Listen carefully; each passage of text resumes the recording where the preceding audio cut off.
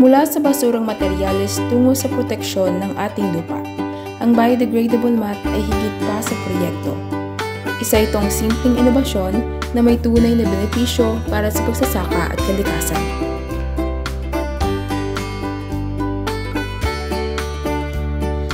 Maaaring gamitin ang biodegradable mats sa mga gulayan, nurseries at maging sa landscaping.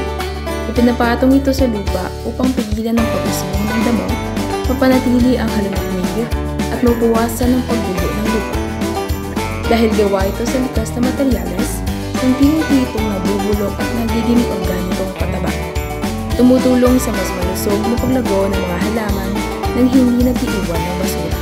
Bukod sa pagtulong nito sa lupa, nakakatulong din ito upang mabawasan ang polusyon sa hangin na dulot ng pagsusunog ng mga dayami sa bukid. Sa halip na sunugin, maaaring gawing kapaki-pakinabang na produkto ang mga ito. Maliit na hakbang patungo sa circular farming at berde o sustainable na inobasyon. Sa proyektong ito, natututunan ko na ang solusyon sa mga suliraning pangkakalikasan ay hindi kailangan laging high-tech. Minsan, nagsisimula ito sa creativity, curiosity, at malasakit sa kapaligiran.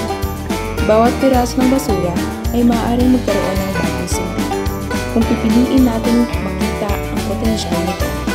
Maraming salamat sa pagsama sa akin sa 5-part series nito tungkol sa paggawa ng biodegradable mats gamit ang rice straw at coco peat.